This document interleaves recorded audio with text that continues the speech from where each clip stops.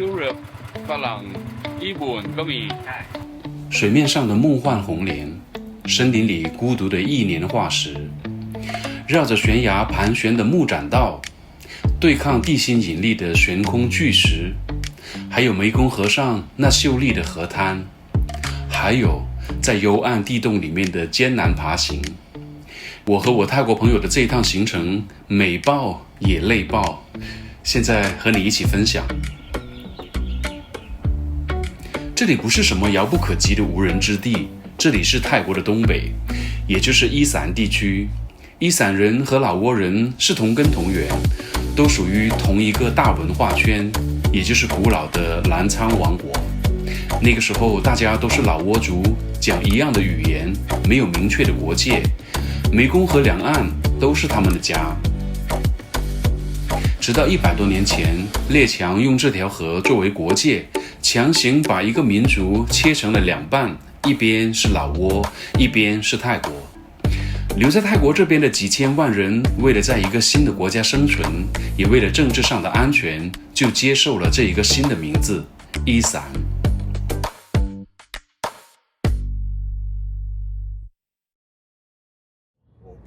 โอ้ที่นี่มีเก็บอะไรเก็บน้ำเหรอเก็บไว้แม่น้ำโขงอันนี้ไม่ขมเหรอแม่โขงอ๋อทำไมชนิดสีผิวๆนะ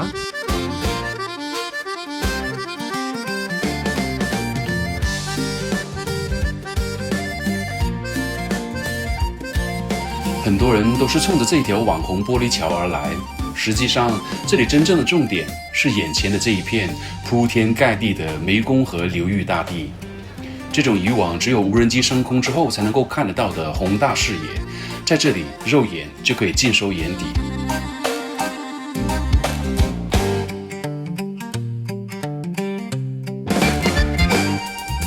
如果光看不夠盡興，你也可以像他們這樣來一個高空的滑翔，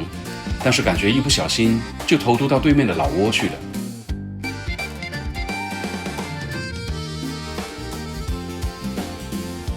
本來以為能夠靠近河邊就已經足夠讓人心曠神怡了，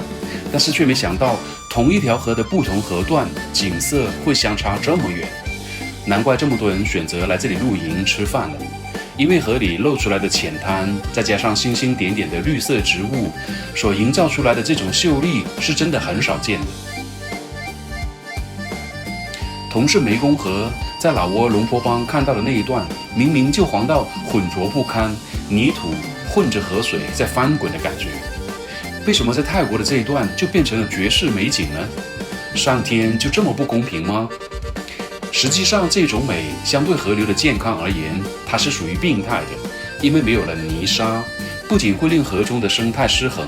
更會不斷的瘋狂的啃食河岸，最後導致嚴重的水土流失。為什麼這裡能這麼美呢？因為老撾在上游建了一個大壩搞發電。有趣的是，它生產出來的電95%都是賣給泰國。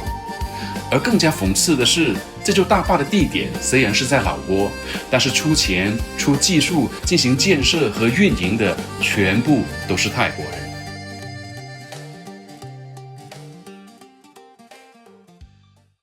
相比之下，不管是渾濁的黃還是清澈的綠，都不及這一片粉紅來的純粹。它就是被 CNN 評為世界奇觀之一的紅蓮花海。乍看之下，你會覺得這是荷花，但是植物學家可能會糾正你，這裡的其實不是荷，而是睡蓮，它們只是荷花的遠房親戚。最容易區分它們的方法就是看它們的葉子。荷花的葉子通常是挺出水面的，但是睡蓮的葉子呢，只是貼在水面上。因為沒有了葉子的遮擋和爭豔，才讓這一抹粉紅匯聚成了海洋般的壯觀。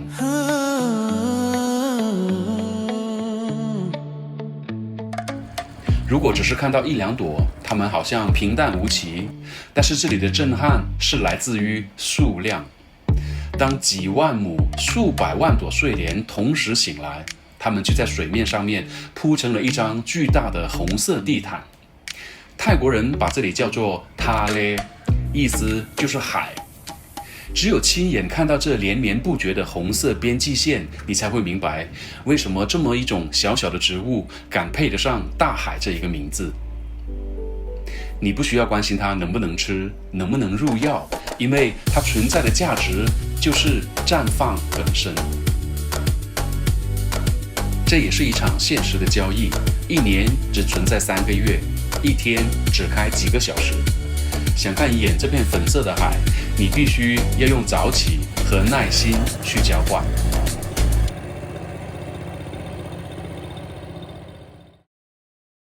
คิดว่าที่นี่เป็นชั้นหนังนะก็ยังไม่ถึงยังไม่เข้าชั้นหนึ่งเหรอ ยังไม่เข้าใช่ไหม โอเค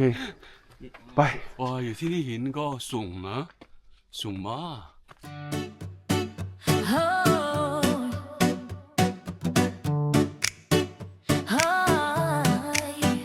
在這片荒野上，突兀地矗立起了一座巨大的紅色砂岩，這就是我們準備挑戰的目標——普陀山。這是一塊白堊世紀時期就形成了的巨石，但是讓現代人覺得瘋狂的不是石頭的本身，而是人類掛在它身上的東西。你看這些繞着懸崖盤旋而上的木棧道，沒有地基，沒有鋼筋混凝土，完全是靠着木頭和岩石的摩擦力，硬生生綁在這幾百米高的懸崖上。當地的朋友特意提醒我們，走路最好踩在邊緣，不要踩在中間，因為這些板子都有些年歲了，中間可能已經朽了。幾千萬年前，這裡曾經是一片汪洋大海，板塊運動把這片土地強行給抬升了上來，留下了滿地的紅色鹽沙。因為它富含鐵元素，在億萬年的烈日暴曬之下，大地慢慢的氧化，就好像是生了鏽一樣。這裡才是伊傘最真實的樣子，因為這裡就是科勒高原。它在地球的另一端有一個雙胞胎的哥哥，美國的科羅拉多高原，也就是西部牛仔片裡面那些經典的場景。你有沒有覺得好像很熟悉的樣子呢？我這麼遠看，我覺得那個石頭有點像一個佛頭的這種感覺，原來說不是的。行走在山腰，就好像是從岩石的內部穿過一樣，石頭坡面的顏色一覽無遺。如果是下雨天，這層紅色估計會更加的豔麗。但是這裡沒有工作人員駐守，更加別說什麼檢修人員了。我就忍不住在想，萬一在這裡發生了意外，該怎麼辦呢？沒想到這只是一個開始，接下來要去的2個地方，一個比一個更險。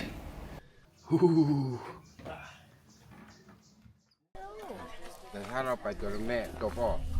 จะมองไม่เห็นตัวลูกครับอย่าไปใกล้มันลึกจริงๆนะ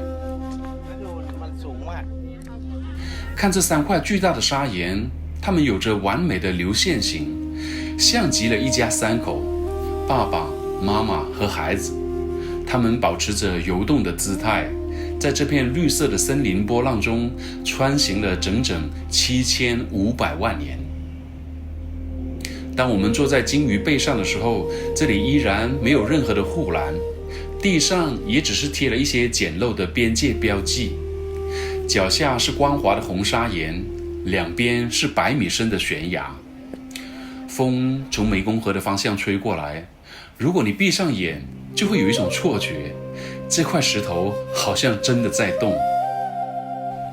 但是身邊的遊客們卻個個都興高采烈地蹦跳着拍照，如果真的滑了下去，誰來負責呢？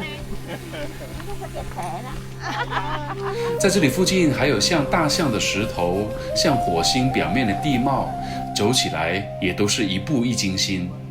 但似乎擔心的人就只有我一個。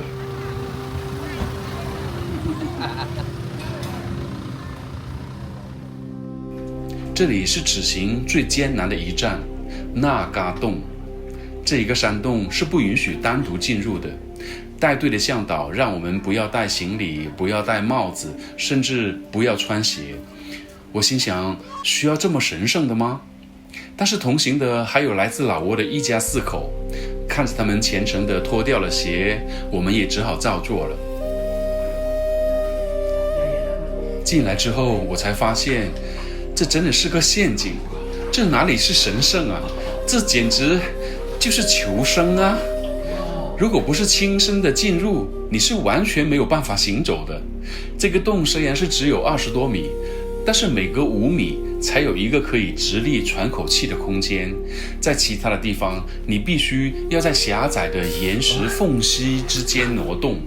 有些洞口，如果你不趴在地上，手腳並用，是完全沒有辦法通行的。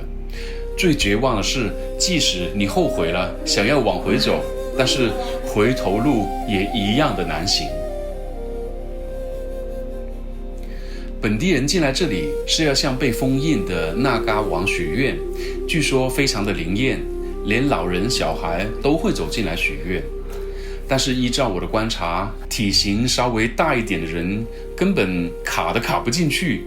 一旦在裡面幽閉恐懼症發作了，這又該怎麼辦呢？作為一個被現代文明規訓得很好的人，我本能地想要100%的安全。但是從洞裡出來，出了一身熱汗之後，我突然想通了。如果要絕對的安全，我就應該把自己關在恆溫的溫室裡，那裡沒有懸崖，沒有意外，但是也沒有風景。大自然好像很公平，你想要看到這些震撼的日出、奇特的洞穴、史前的鯨魚，你就必須支付你的安全感。說到冒險，其實還有一件事更加的瘋狂。一直在和我同行的這位泰國朋友，其實不是導遊，也不是我的舊相識，他只是我在烏龍他尼機場打車的時候軟件匹配給我的司機。我們是第一次認識。如果我們都擔心對方是壞人，也就根本不會有這一趟行程。現在我們都笑着形容對方是老天爺安排給我們的朋友。下一集再和你分享我和陌生人在伊斯蘭的故事。謝謝你的觀看。拜拜呢，下晝係歡，拜拜。